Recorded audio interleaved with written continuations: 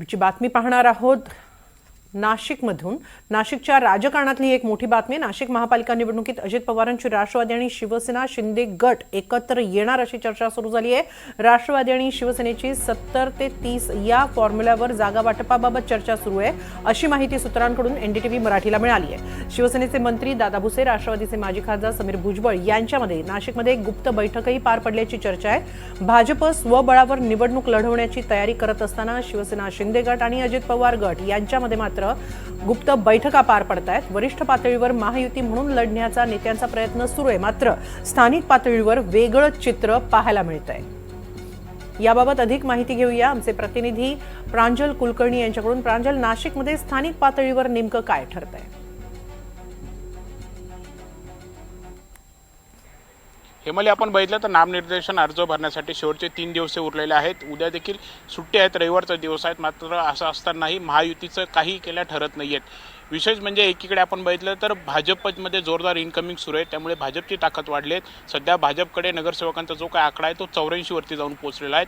एकूण 122 महापालिकेमध्ये जागा आहेत आणि त्यापैकी 84 भाजपकडे नगरसेवक आहेत। यासोबतच भाजपच्या स्थानिक पातळीवरून देखील वरिष्ठांकडे अहवाल पाठवण्यात आलेला आहे की आपण स्वबळावर लढू, आपली ताकद ही मोठी आहे। तर दुसरीकडे बघितलं तर शिंदेची शिवसेना 50 जागा मागते, तर राष्ट्रवादी अजित पवार गटाचे देखील 30 जागांवरती दाव आहेत आणि हे गणित काही केलं जुळत नाहीत। अनेक बैठका पार पडलेल्या आहेत।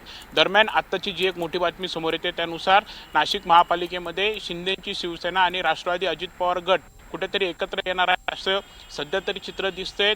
यासोबतच आज देखील नाशिकमध्ये मंत्री दादा भुसे आणि माजी खासदार राष्ट्रवादीचे समीर भुजबळ यांच्यामध्ये एक गुप्त बैठकी झाली आहे। नाशिकचे जे प्रमुख पदाधिकारी आहेत, शिंदेच्या शिवसेनेचे शहराध्यक्ष असतील, यासोबतच राष्ट्रवादी अजित पवार गटाचे शहराध्यक्ष असतील, जिल्हा प्रमुख असतील, हे देखील या बैठकीला उपस्थित होते आणि आज ही बैठक जी आहे ती महत्त्वपूर्ण अशी बैठक जागा वाटपाबाबत पार पडलेली आहेत। सूत्रांनी एनडीटीव्ही मराठीला दिलेल्या माहितीनुसार 70-30 या फॉर्म्युल्यावरती ही बैठक झाली आहे। शिवसेना शिंदे गट 70 आणि राष्ट्रवादी अजित पवार गट 30 अशा फॉर्म्युल्यावरती ही चर्चा जी आहे ती पार पडलेली आहेत। दरम्यान आज मंत्री दादा भुसे हे नाशिकला असताना ही खरंतर एक मोठी घडामोड ही बघायला मिळते आणि आता पुढे कशा हालचाली होत आहेत हे पाहणं महत्त्वाचं ठरेल। वरिष्ठ पातळीवरती जरी महायुती म्हणून लढण्याचा सर्व प्रयत्न आहेत, मात्र स्थानिक पातळीवरती चित्र हे वेगळं बघायला मिळतंय। त्यामुळे एकंदरीत आता नाशिकमध्ये शिंदेची शिवसेना आणि राष्ट्रवादी अजित पवार गट हे कुठेतरी एकत्र येत आहेत की काय, हे सध्या तरी चित्र आहेत। त्यामुळे आता नक्की काय घडामोडी होत आहेत, भाजप स्वबळावर लढणार आहे का,